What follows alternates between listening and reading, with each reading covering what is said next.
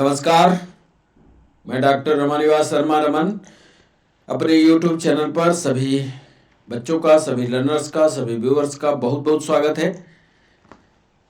Science और technology के competitive session में आज फिजिक्स का यह तीसरा कॉम्पिटिटिव सेशन लेकर के बच्चों आपके सामने हैं। जैसे कि पहले के 2 सेशन हमारे लाइट पर थे, आज तीसरा भी सेशन लाइट पर ही है और लाइट पर 10 सवाल आपके साथ हम डिस्कस करेंगे। 10 सवालों को पहले पूछेंगे, आप अपना ओपिनियन, अपना उत्तर हमें बताएंगे और इसके बाद जब हम वापस आएंगे तो प्रत्येक सवाल पर थ्योरेटिकल डिस्कशन करेंगे। तो पहला सवाल आपसे पूछे इसके पहले आपको बता दें कि चैनल को सब्सक्राइब करना, चैनल को लाइक करना, चैनल को शेयर करना मत भूलिएगा। पहला सवाल आपके स्क्रीन पर यह रहा। एक दूरदृष्टि दोष से पीड़ित, सवाल को ध्यान से सुनिएगा, जेल प्रहरी में यह सवाल 2015 में पूछा गया। एक दूरदृष्टि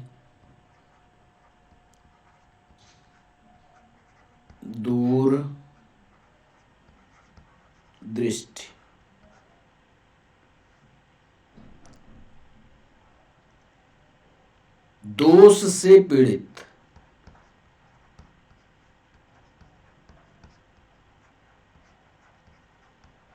एक दूरदृष्टि दोष से पीड़ित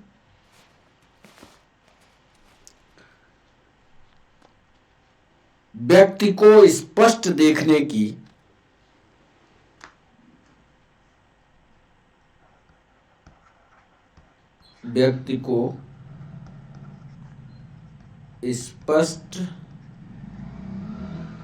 देखने की न्यूनतम दूरी देखने की न्यूनतम दूरी 40 सेंटीमीटर है।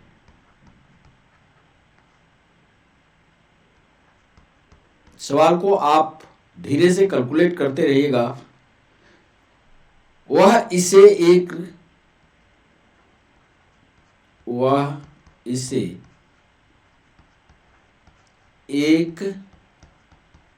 लेंस के प्रयोग द्वारा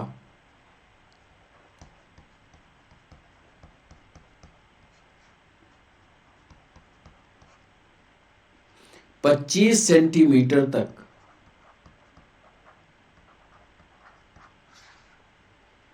कम करना चाहता है।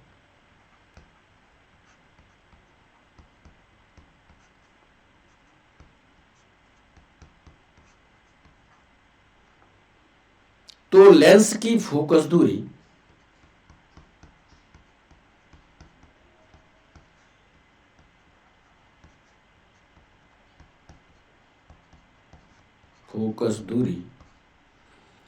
कितनी है? अब तो लेंस के फोकस दूरी के इन सब के फार्मूले आपको याद हो गए होंगे। एक दूरदृष्टि, दृष्टि को सही कर लीजिएगा, दृष्टि हिंदी में कैसे लिखी जाती है, ऐसा। एक दूरदृष्टि दोष से पीड़ित व्यक्ति को स्पष्ट देखने की न्यूनतम दूरी 40 सेंटीमीटर है। वह इसे एक लेंस के प्रयोग द्वारा 20 सेंटीमीटर तक कम करना चाहता है।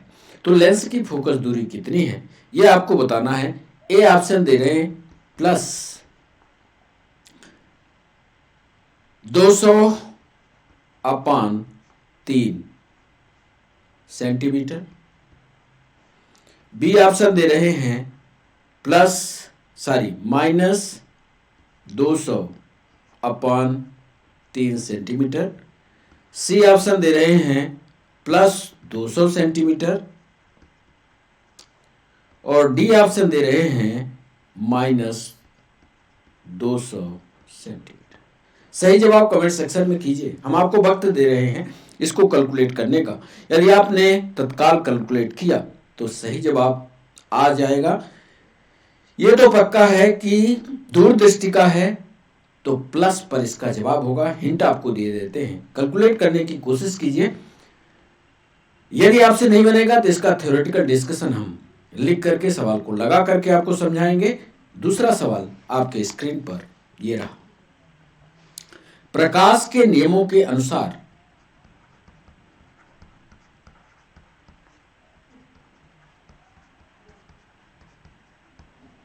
प्रकाश के नियमों के अनुसार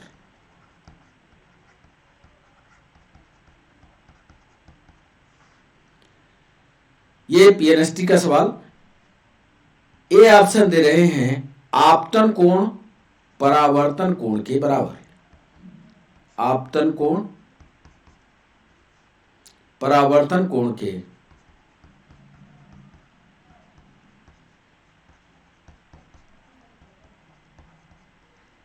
बराबर होता है।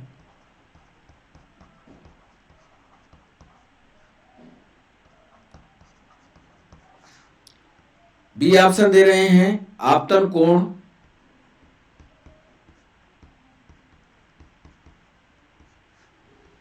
परावर्तन कोण के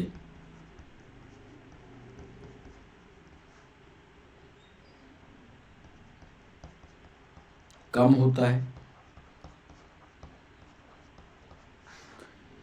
अंग्रेजी वाले बच्चे कहते हैं बार बार कि सर अंग्रेजी इसकी नहीं है, तो ये एंगल ऑफ इंसिडेंट है और एंगल ऑफ रिफ्लेक्शन है।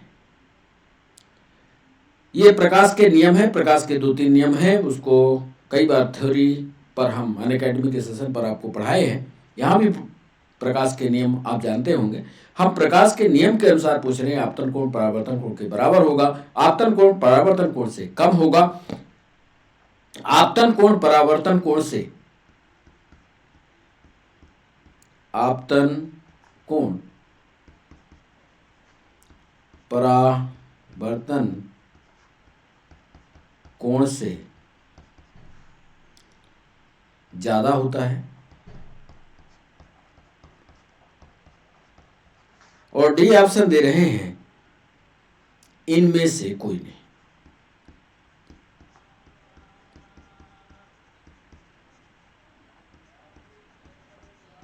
चार ऑप्शन इसके, 4 ऑप्शन में कोई एक सही है। सही ऑप्शन आप कमेंट सेक्शन में बताइएगा, नहीं तो आज हम प्रकाश के जो नियम है वो आपको लिख करके और इससे जुड़े हुए और सवाल जो पीएनएसटी में, नीट में या आगे जो भविष्य के गर्भ में परीक्षाएं हैं उन पर पूछे जा सकते हैं, इसका डिस्कशन दूसरे पेज पर करेंगे। बच्चों, तीसरा सवाल आपके स्क्रीन पर, निर्वात में प्रकाश का वेग।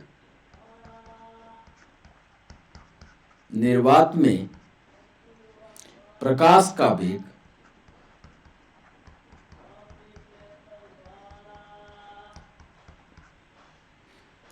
3.0 into 10⁸ मीटर पर सेकंड है।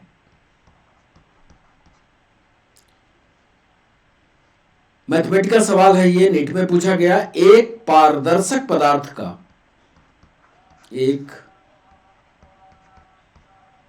पारदर्शक पदार्थ का अपवर्तनांक 4/3 है, तब द्रव में, ध्यान से सुनिएगा, तब द्रव में प्रकाश की चाल होगी, प्रकाश की चाल होगी। फिर से एक बार सवाल सुनिएगा। निर्वात में प्रकाश का वेग 3.0 × 10⁸ मीटर पर सेकंड है। एक पारदर्शक पदार्थ का अपवर्तनांक 4/3 है, तब द्रव में प्रकाश की चाल क्या होगी? ए ऑप्शन दे रहे हैं इसका 2.25 × 10⁸ मीटर पर सेकंड। बी ऑप्शन दे रहे हैं 3 × 10⁸ मीटर पर सेकंड। सी ऑप्शन दे रहे हैं 4 × 10⁸ मीटर पर सेकंड। और डी ऑप्शन दे रहे हैं 4.33 इंटू 10⁸ मीटर पर सेकंड। सही जवाब कीजिएगा निर्वात में प्रकाश का वेग। और इसके लिए एक फार्मूला है, आवर्तनांक के लिए निकालने के लिए एक फार्मूला है।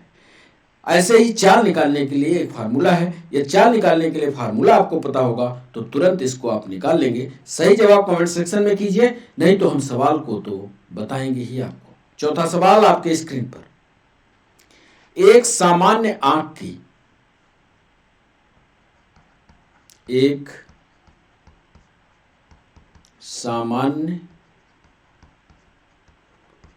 आंख की समंजन क्षमता, एडजस्टिव पावर, समंजन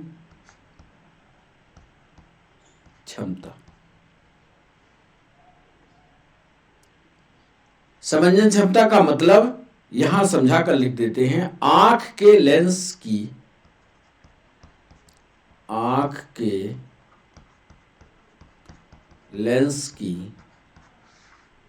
शक्ति में अधिकतम परिवर्तन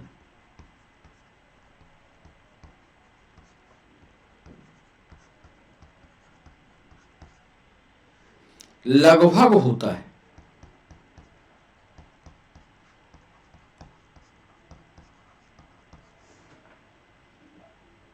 सही जवाब बताइएगा।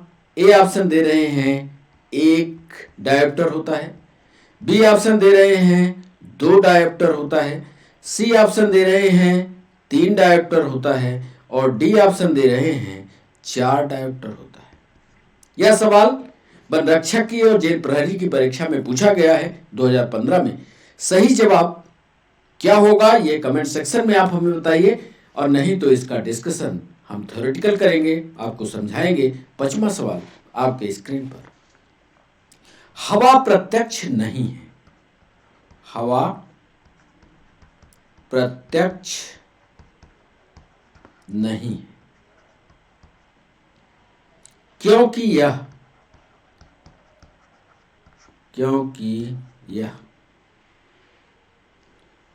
ए ऑप्शन दे रहे हैं लगभग एक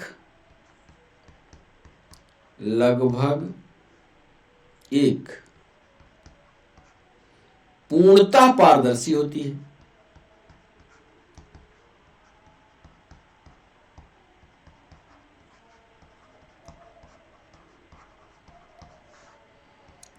बी ऑप्शन दे रहे हैं ना तो प्रकाश को अवशोषित करती है, ना तो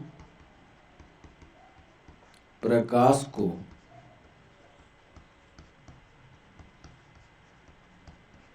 अवशोषित करती है और ना ही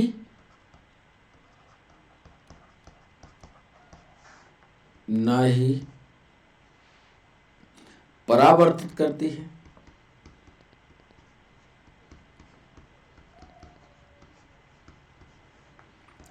सी ऑप्शन दे रहे हैं समूचे प्रकाश को जाने देती है, समूचे प्रकाश को पारगमित करती है।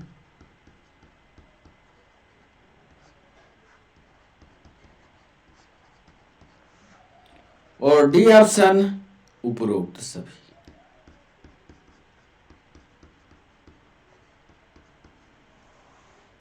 हवा प्रत्यक्ष नहीं है, मतलब हवा हमको सामने नहीं देखती। सही कारण सोच विचार करके बताइएगा, यूपीएससी में पूछा गया सवाल है। लगभग एक पूर्णतः पारदर्शी होती है, ना तो प्रकाश को अवशोषित करती है, ना ही प्रकाश को परावर्तित करती है, समूचे प्रकाश को परागमित करती है और या उपरोक्त सभी है। सही जवाब कमेंट सेक्शन में कीजिएगा तथ्यों के साथ, और नहीं बनेगा तो इसका भी डिस्कशन थ्योरेटिकल हम करेंगे 5वें पॉइंट पर। 6वां सवाल आपके स्क्रीन पर, एक माध्यम का अपवर्तनांक, एक माध्यम का अपवर्तनांक, जिसको म्यू से दिखाते हैं, किस पर निर्भर करता है? किस पर निर्भर करता है? मध्य प्रदेश पीएससी में पूछा गया सवाल, एक माध्यम का अपवर्तनांक किस पर निर्भर करता है? ए ऑप्शन दे रहे हैं माध्यम के पदार्थ की प्रकृति पर, माध्यम के पदार्थ की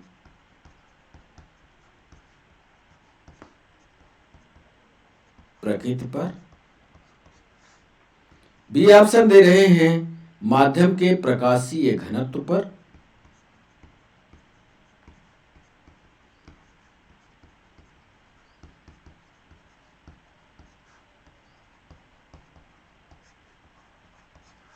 सी ऑप्शन दे रहे हैं प्रकाश की तरंगदैर्ध्य पर।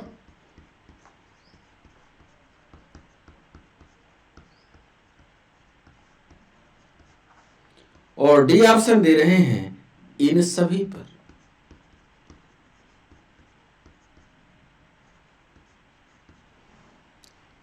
एक मीडियम का अपवर्तनांक पूछे, अपवर्तनांक किस पर निर्भर करता है यह सवाल नहीं है। एक माध्यम का अपवर्तनांक किस पर निर्भर है? माध्यम के पदार्थ की प्रकृति पर, माध्यम के प्रकाशीय घनत्व पर, प्रकाश के तरंगदैर्ध्य पर, या इन सभी पर। सही ऑप्शन कीजिएगा 6वें सवाल का। नहीं तो इसका थ्योरेटिकल डिस्कशन हम बताएंगे आपको। 7वां सवाल आपके स्क्रीन पर, यदि हवा का,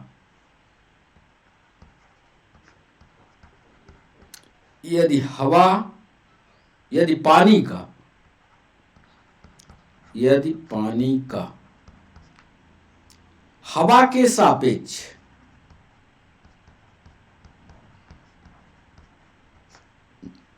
अपवर्तनांक 4/3 है, नीट का ये सवाल 4/3 है, तब हवा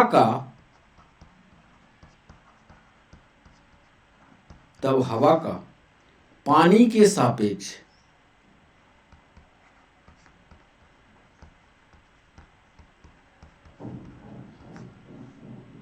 अपवर्तनांक होगा।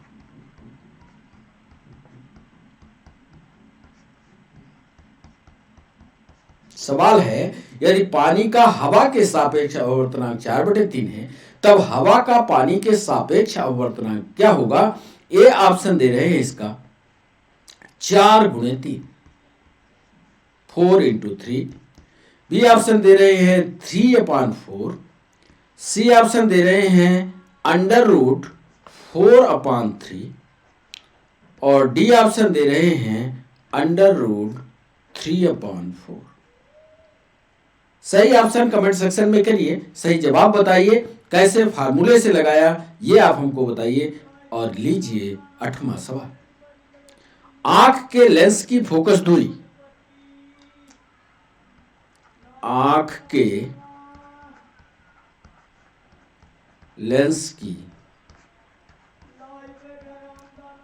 फोकस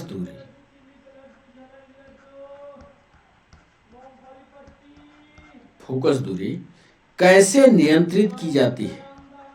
कैसे नियंत्रित की जाती है? आंख के लेंस की फोकस दूरी कैसे नियंत्रित की जाती है, यह हमारा सवाल है। ए ऑप्शन दे रहे हैं आइरिस, या हिंदी में इसको परितारिका कहते हैं, परितारिका। बी ऑप्शन दे रहे हैं कार्निया, या इसी को हिंदी में श्वेत मंडल कहते हैं। सी ऑप्शन दे रहे हैं सिलियरी मसल्स, सिलियरी मसल्स या सिलियरी कोशिकाएं।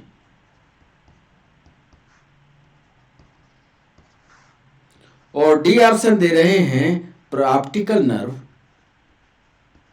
ऑप्टिकल नर्व या इसी को प्रकाशीय तंत्रिका कहते हैं।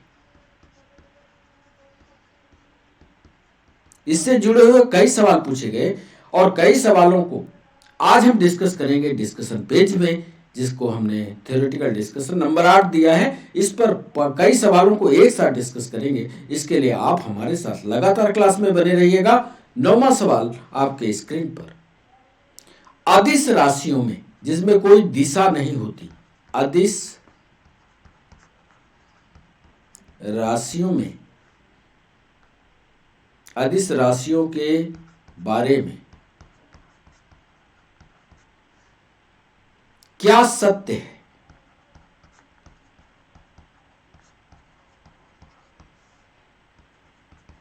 ऑप्शन ए, अदिश राशियां, अदिश राशियां दिशा भी रखती हैं, डायरेक्शन होता है, दिशा भी रखते। बी ऑप्शन दे रहे हैं, अदिश राशियां, सोच विचार कर जवाब कीजिएगा, अदिश राशियां बीज गणितीय रूप से, बीज गणितीय रूप से जोड़ी जा सकती हैं।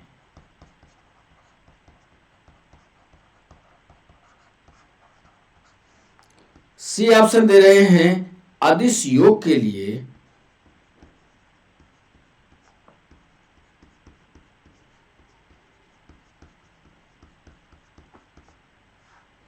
विशिष्ट नियम है,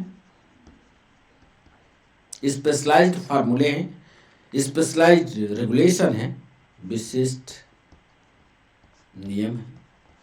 और अंतिम ऑप्शन दे रहे हैं, अदिशों को प्रदर्शित करने का, अदिशों को प्रदर्शित करने का विशिष्ट तरीका है।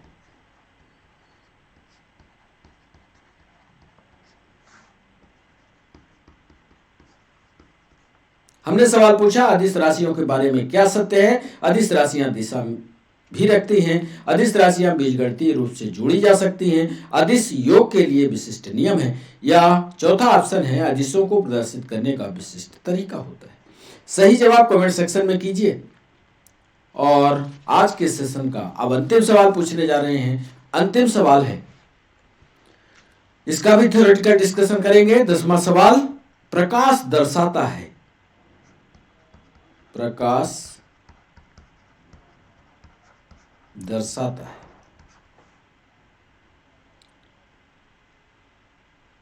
संचरण का कौन सा प्रकाश दर्शाता है? कुल मिलाकर के यदि आपने प्रकाश का डिस्पर्सन, संचरण आपने पढ़ा होगा तो यह जवाब बनेगा। ए ऑप्शन दे रहे हैं,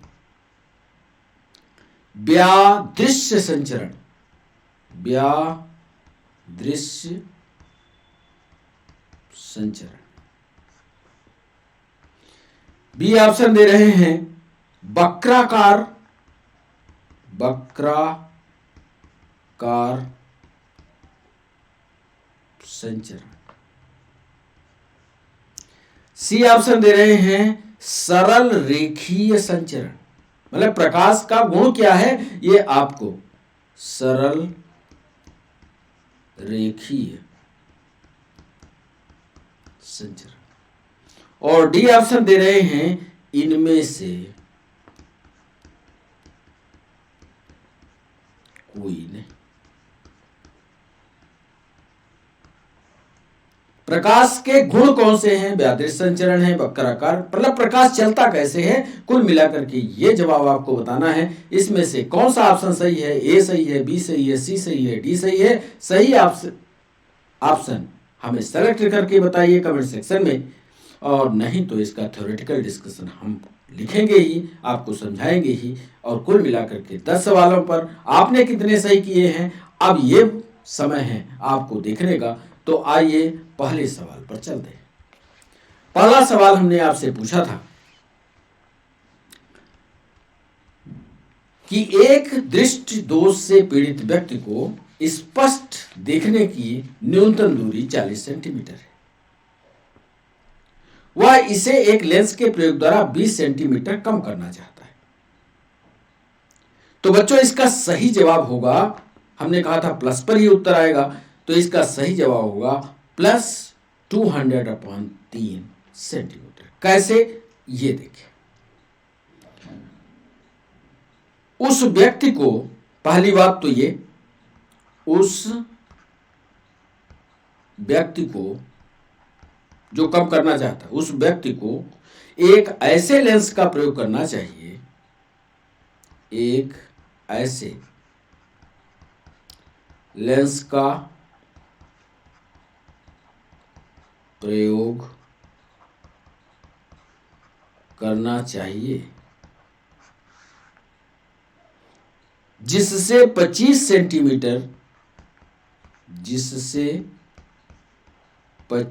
सेंटीमीटर की दूरी पर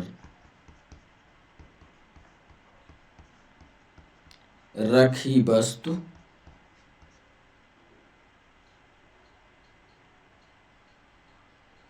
का प्रतिबिंब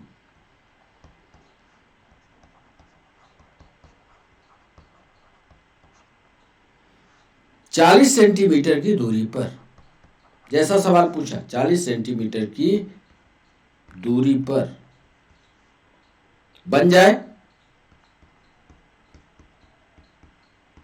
अर्थात u बराबर -25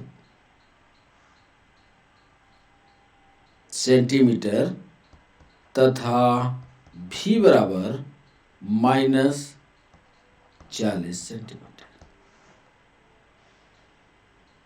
अब सूत्र, यहां पर सूत्र है 1/f बराबर होगा 1/v माइनस 1/u। यदि इसका मान रख देते हैं तो 1/f बराबर हो जाएगा 1/-40 माइनस 1/-25। इसको हल करेंगे तो ये कुल मिलाकर के माइनस यहां चला जाएगा 1/40 प्लस 1/25 बराबर। इसी को आगे कैलकुलेट करेंगे तो ये कैलकुलेशन आपके समझ में आएगा, प्लस -5 प्लस 8/200।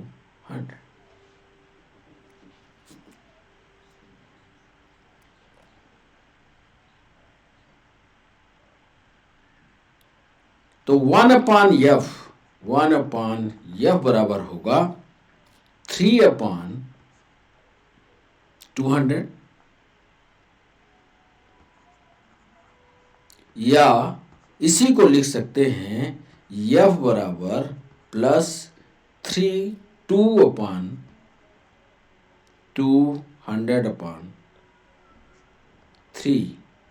सेंटीमीटर और लेंस लगेगा उत्तल लेंस।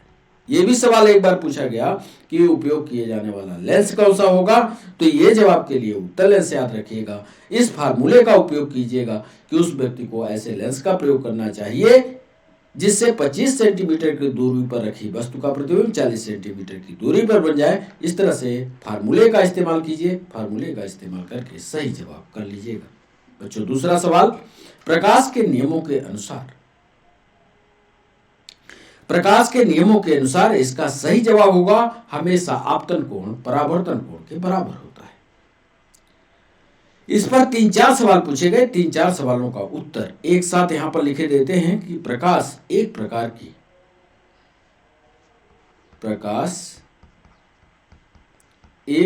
की ऊर्जा है, ये भी सही है, जो विद्युत चुंबकीय तरंगों के रूप में, ये दूसरा ऑब्जेक्टिव था, जो विद्युत चुंबकीय तरंगों के रूप में होती है। इसमें से दो सवाल, प्रकाश ऊर्जा है और ऊर्जा किस प्रकार की तरंगों के रूप में होती है, तो याद रखिएगा विद्युत चुंबकीय तरंगों के रूप में होती है। इसका तरंग दैर्ध्य कितना होता है, तो लिखिएगा इसका वेवलेंथ या तरंग दैर्ध्य 3900 आर्मस्ट्रांग 3900 आर्मस्ट्रांग से 7800 आर्मस्ट्रांग के बीच होता है। ये भी सवाल पूछा गया, ये आपको याद होना चाहिए।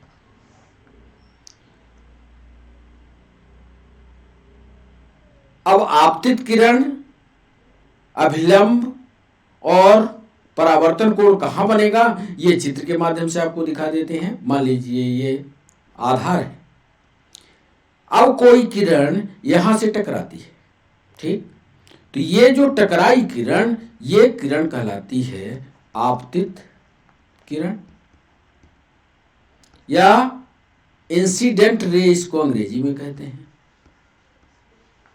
जहां पर ये टकराती है वहां पर से ये किरण वापस जाती है, इधर टकराई इधर वापस गई, तो ये परावर्तित किरण, ये हो गई परावर्तित किरण। और यदि जहां पर, गणित वाले ये जानते हैं कि जहां पर किरण टकराती है किसी आधार से, यदि वहां पर एक अभिलंब खींचा जाए, लंब खींचा जाए, ये कहलाता है लंब। तो लंब और उस किरण के बीच में जो कोण बनता है, ये देखिए, लंब और आपतित किरण के बीच जो कोण बनता है वो आपतन कोण कहलाता है। और इसी तरह से परावर्तित किरण और लंब के बीच में जो कोण बनता है, ये परावर्तन कोण कहलाता है। इसको एंगल ऑफ इंसिडेंट कहते हैं, एंगल ऑफ रिफ्लेक्शन कहते हैं अंग्रेजी में। अब इसी बात को ये हम कह रहे हैं कि आपतन कोण सदैव परावर्तन कोण के बराबर होता है। प्रकाश का तीसरा महत्वपूर्ण पॉइंट जो लिखने वाले हैं कि प्रकाश का परावर्तन, ये भी सवाल पूछा गया, प्रकाश का परावर्तन सदैव निम्न दो नियमों के, सदैव निम्न दो नियमों के अंतर्गत होता है।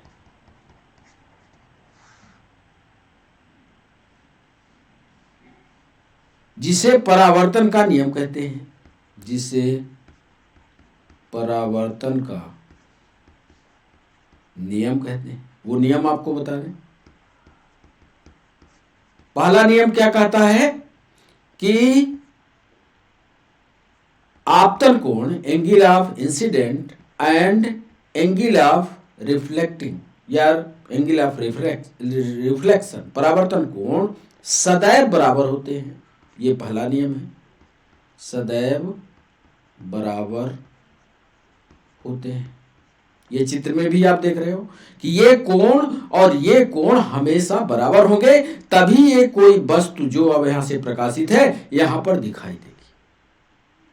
दूसरा नियम क्या है, दो ही नियम है कि आपतित किरण, परावर्तित किरण और आप अभिलंब सदैव एक तल पर होते हैं। तल एक ही है, देखो जहां पर ये टकरा रहे हैं तल एक ही है। तो लिख लो इसको कि आपतित किरण, आपतित किरण, परावर्तित किरण,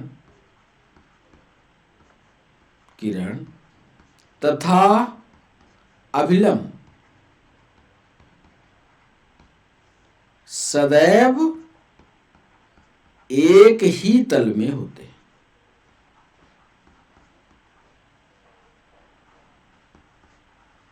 बस इतना प्रकाश के नियमों में आप पढ़ लेना कि प्रकाश का परावर्तन जो होगा सदैव दो नियमों के अधीन ही होगा।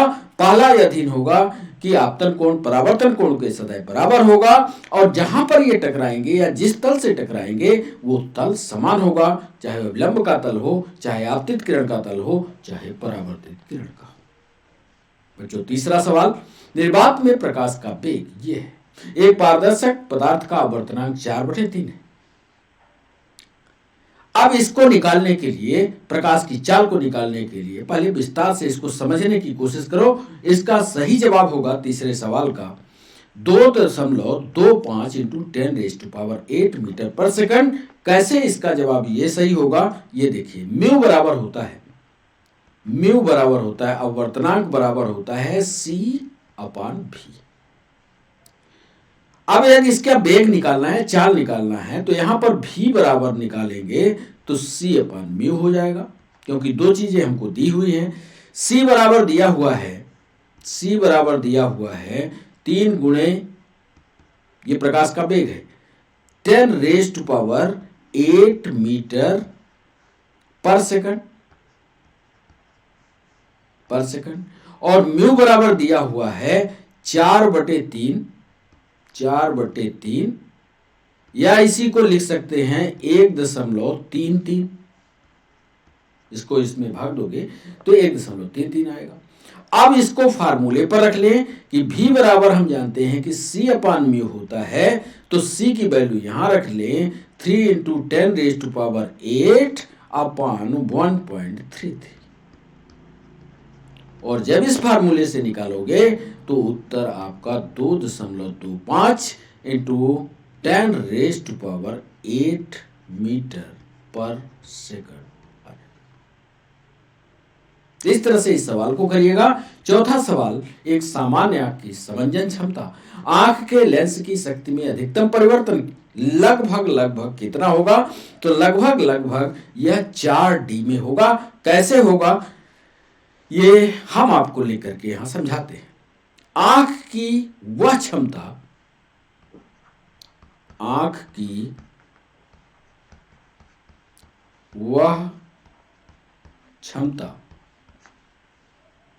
जिसके कारण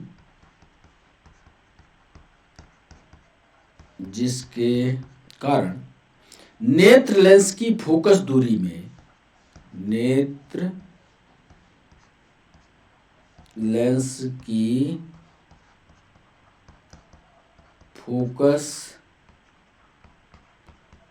में आंख की वह क्षमता जिसके कारण नेत्र लेंस की फोकस दूरी में परिवर्तन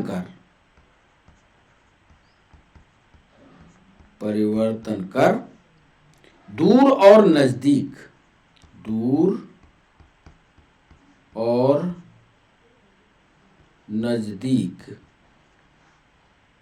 की वस्तुओं को स्पष्ट रूप से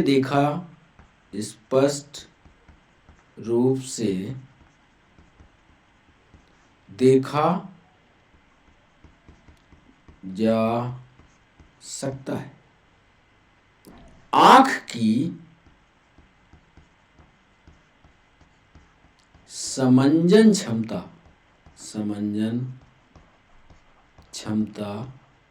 कहलाती है।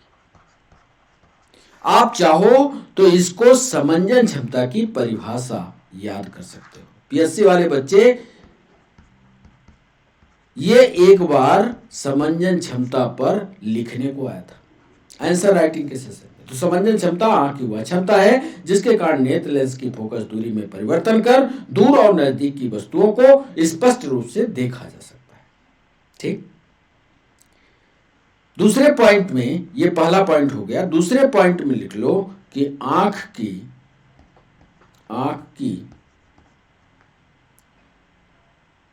समंजन क्षमता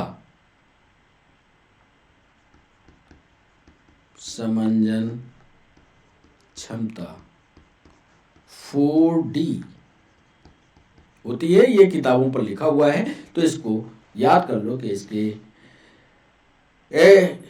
एडजस्टिंग पावर जो होती है, एडजस्टमेंट की जो पावर होती है, वो 4D होती है।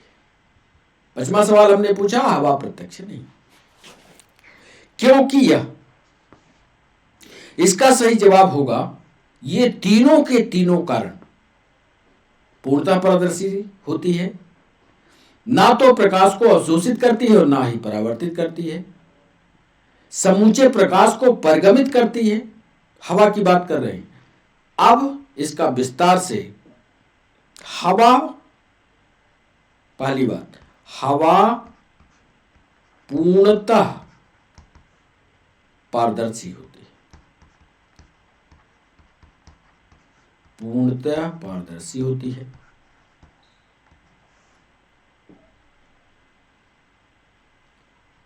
हवा, दूसरा गुण है ये हवा का, ना तो प्रकाश अवशोषित करती, ना तो प्रकाश अवशोषित करती और ना ही उत्सर्जित करती, ये दूसरा गुण है। और तीसरा गुण है हवा प्रकाश को आने जाने देती है, हवा प्रकाश को परगमित करती। तो ये तीनों गुण यानी उपरोक्त तीनों सही जवाब है। छठवां सवाल हमने पूछा कि एक माध्यम का आवर्तनांक किस पर निर्भर है। छठवें सवाल का सही जवाब होगा सभी पर निर्भर है। माध्यम में प्रकाश की प्रकृति कैसी है इस पर भी, प्रकाशीय घनत्व पर इस पर भी, और प्रकाश की तरंग दैर्घ्य तीनों पर निर्भर करता है। जो अपवर्तनांक से जुड़ा हुआ ये तीनों पर तो निर्भर है, तो एक लाइन में लिखना कि यह तीनों पर निर्भर है। अब उधर से देख लेना तीनों कौन कौन से पॉइंट हैं, यहां हम नहीं लिख रहे हैं। माध्यम में पदार्थ की प्रकृति पर, माध्यम के प्रकाशीय घनत्व पर, प्रकाश की तरंग दैर्घ्य पर। एक जो दूसरा महत्वपूर्ण पॉइंट है जिस पर और सवाल पूछा गया, किसी माध्यम का अपवर्तनांक, किसी माध्यम का अपवर्तनांक भिन्न भिन्न रंगों के प्रकाश के लिए, भिन्न भिन्न रंगों के प्रकाश के लिए भिन्न भिन्न होता है, भिन्न भिन्न होता है, ये याद कर लेना। भिन्न भिन्न रंगों के प्रकाश के लिए भिन्न भिन्न होता है। ये इस तरह से सवाल पूछा था कि निम्न में से कौन सा कथन सही है। तो याद रखना माध्यम का अपवर्तनांक जो है भिन्न भिन्न रंगों के लिए अलग अलग होता है, ये सही है। एक सवाल यह पूछा गया था कि यदि किसी प्रकाश की तरंग दैर्घ्य को बढ़ाते चला जाए तो अपवर्तनांक पर क्या असर पड़ेगा, वो भी हम तीसरा पॉइंट बनाकर लिखे देते हैं कि प्रकाश की तरंग दैर्घ्य, प्रकाश की तरंग दैर्घ्य, या जिसको लैम्डा से भी दिखाते हैं, प्रकाश की तरंग दैर्घ्य बढ़ने के साथ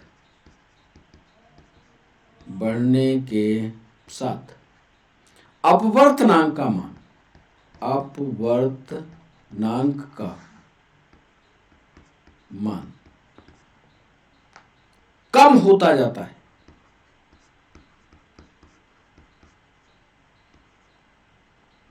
कम होता जाता है। तो ये कम वाला पॉइंट याद रखिएगा कि प्रकाश की तरंग दैर्घ्य बढ़ने के साथ साथ अपवर्तनांक लगातार घटता चला जाएगा। कम याद रखिएगा, कम। एक बार ये भरने के लिए भी आया था, तो इस तरह से ये छठवां सवाल। सातवां सवाल, छठवें सवाल को, हाँ, सातवां सवाल, यदि पानी का हवा के सापेक्ष अपवर्तनांक इतना है, यह सवाल का सही जवाब होगा 3/4। कैसे होगा, इसको सूत्र के द्वारा, इसके पहले भी सेशन में हम ये सवाल लाए थे, इस बार फिर लाते हैं। सूत्र हम जानते हैं कि अपवर्तनांक म्यू हवा के सापेक्ष पानी में बराबर होगा 1/, 1/W/G। W/A, यहां ए लिख लेना, W/A दिया हुआ है W/A बराबर 4/3। W/A बराबर 4/3। तो यहां पर इस फार्मूले को रखते हैं तो ये हो जाएगा W/A 1/4/3।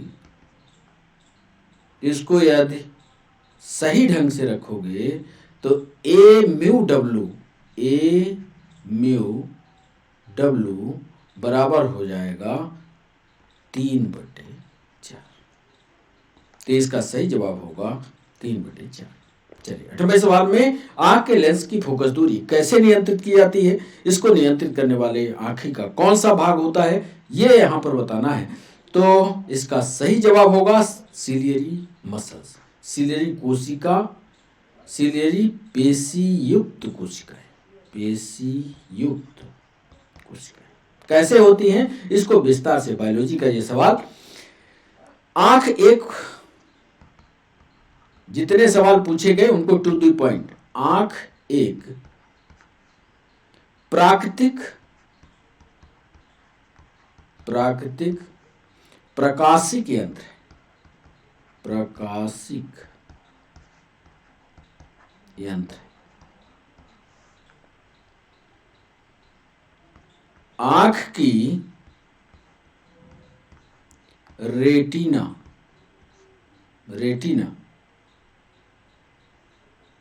पर किसी वस्तु का प्रतिबिंब बनता है।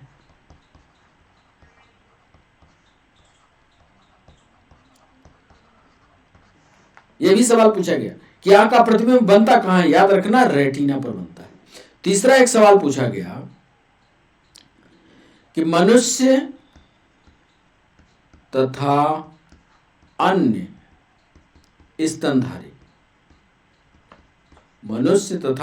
स्तनधारी आंख के लेंस को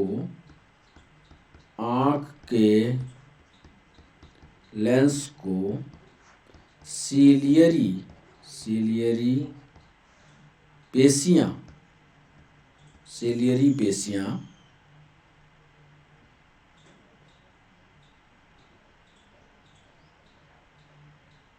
छोटा और बड़ा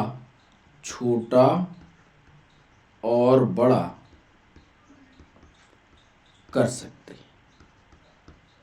ये तो उधर लिखा ही है, तो इसको पढ़िएगा। इसी में जोड़ लीजिएगा, इसी कारण स्तनी जानवर जो होते हैं या मैमल्स जो होते हैं, दूर की वस्तुओं को साफ नजदीक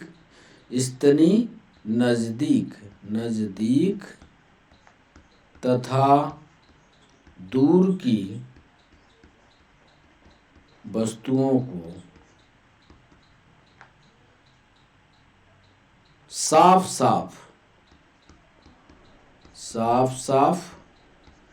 आसानी से देख सकते हैं।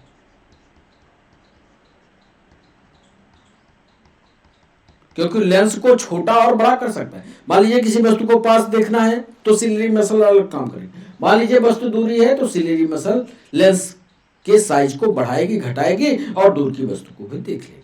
यही मैमल्स की विशेषता भी है। जबकि आइरिस क्या होता है ये भी समझ लो। जबकि आइरिस कार्निया के पीछे का पर्दा है, कार्निया के पीछे का पर्दा है। बायोलॉजी जब पढ़ाएंगे तो आंख जरूर पढ़ाएंगे। और कार्निया जो होता है, कार्निया आइरिस, जबकि आइरिस का रंग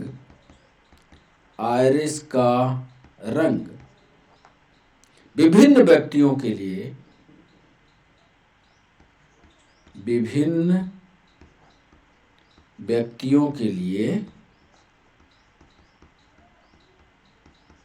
भिन्न भिन्न होता है। ये भी पढ़े रहना। आइरिस जो सामने दिख रहा है ना, किसी की भूरी है, किसी की गुलाबी है, किसी की बिलारी जैसे है, ये इस तरह की जो कलर है ये आइरिस के कारण होता है। कार्निया क्या है?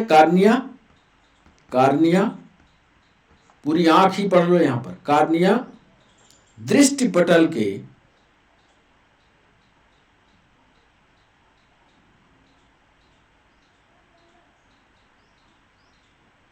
कार्निया आइरिस के सामने का उभरा भाग है। सामने का उभरा भाग है। यह पारदर्शी होता है। यह पारदर्शी होता है। याद करे रहना, यह पारदर्शी होता है, जिससे होकर के प्रकाश अंदर जाता है। जिससे प्रकाश अंदर जाता है। इतनी जानकारी आप इस सवाल के साथ, और इस सवाल के साथ कई और सवालों को हमने जोड़ा है कि आंख एक प्राकृतिक प्रकाशिक यंत्र है। आंख की रेटिना पर किसी वस्तु का प्रतिबिंब बनता है। मनुष्य तथा अन्य स्तनधारी आंख के लेंस को सिलेरी पेशियों के द्वारा छोटा और बड़ा कर सकते हैं। इसीलिए स्तनी नजदीक की वस्तु को और दूर की वस्तु को आसानी से देख भी पाते हैं। आइरिस कार्निया के पीछे का पर्दा होता है। आइरिस का रंग विभिन्न व्यक्तियों के लिए अलग होता है। कुछ की भूरी है, कुछ की लाल है, कुछ की काली है, कुछ की और बिल्ली जैसे है। ये सब कलर आइरिस का होता है। और कार्निया जो होता है, आइरिस के सामने का जो उठा हुआ भाग है, आंख टटोल कर देखो, जो उठा हुआ भाग है वो कहलाता है कार्निया। यह पारदर्शी होता है और यहीं से प्रकाश अंदर की ओर जाता है। 9वां सवाल हमने पूछा, अदिश राशियों के बारे में क्या सत्य है? इसका सही जवाब होगा, अदिश राशियां बीज गणितीय रूप से जोड़ी जा सकती हैं, जिसमें कोई दिशा नहीं होती। इसको विस्तार से थोड़ा हम समझाना चाहते हैं, क्योंकि 3-4 सवाल इसमें जोड़े गए। कुछ भौतिक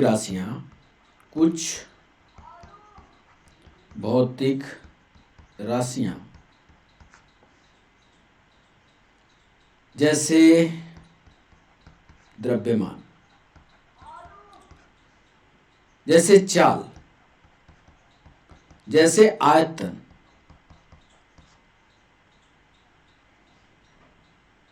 इनको निरूपित करने के लिए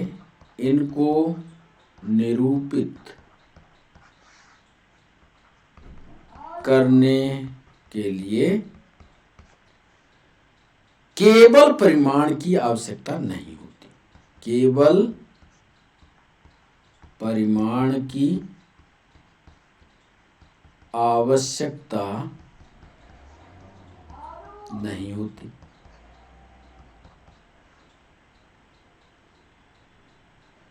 इनके निरूपण में दिशा की कोई आवश्यकता नहीं होती। इनके निरूपण में दिशा की कोई आवश्यकता नहीं होती। इनके निरूपण में दिशा भी नहीं चाहिए। जैसे समय चाल, जैसे समय चाल, द्रव्यमान कार्य ऊर्जा, द्रव्यमान कार्य ऊर्जा, कोण दूरी आयतन, कोण दूरी आयतन, ताप घनत्व आदि, ताप घनत्व आदि।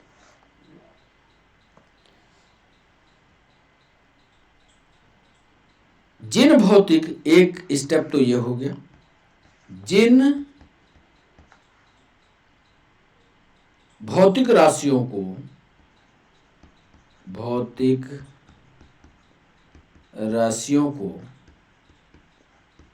निरूपित या दिखाने के लिए, निरूपित करने के लिए परिमाण के साथ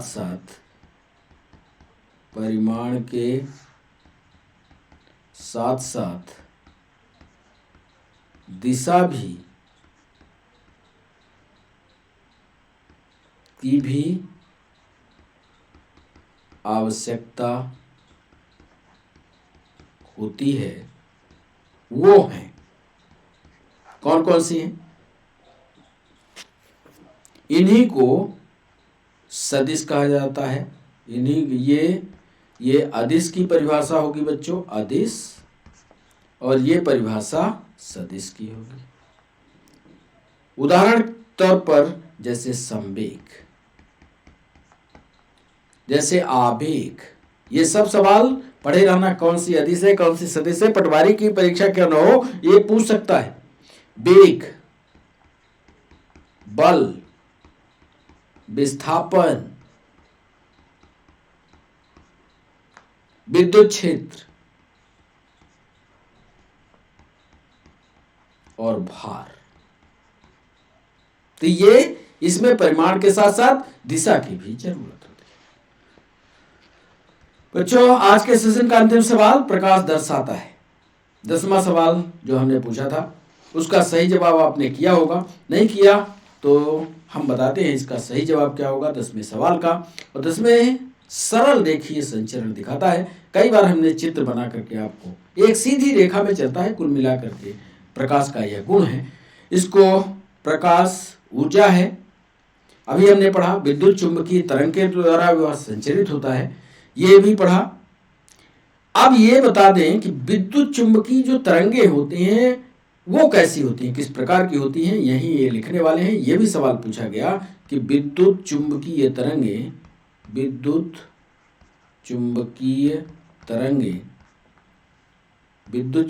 तरंगे अनुप्रस्थ होती हैं। अनुप्रस्थ, ये भी सवाल पूछा गया, अनुप्रस्थ होती है। अनुदैर्ध्य का मतलब लंबवत, अनुप्रस्थ का मतलब बेड़ा बेड़ा, ऐसी ऐसी। तो ये विद्युत चुंबकीय तरंगे जो हैं अनुप्रस्थ होती हैं। और विद्युत चुंबकीय तरंगे हैं क्या? प्रकाश की तरंगे। प्रकाश क्या है? प्रकाश एक प्रकार की ऊर्जा है। तो ये भी सवाल पूछ सकता है कि विद्युत चुंबकीय तरंगे कैसी होती हैं, अनुप्रस्थ या अनुदैर्ध्य? आपको बताना, अनुप्रस्थ तरंगे होती हैं। प्रकाश, दूसरा महत्वपूर्ण बिंदु, प्रकाश छोटे छोटे कणों से मिलकर, छोटे छोटे कणों से मिलकर बना होता है।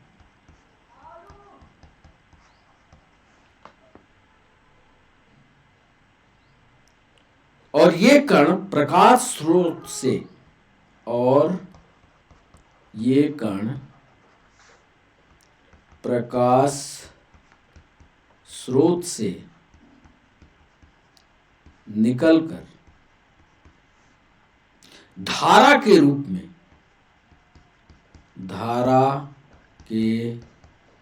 में सीधी रेखा में गमन करते हैं।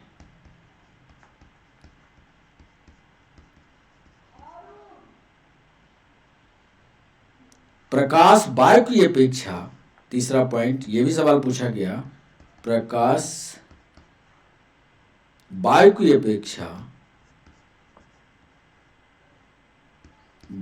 अपेक्षा निर्वात में तेज गति से चलता है, तेज गति से चलता है। निर्वात में इसकी चाल,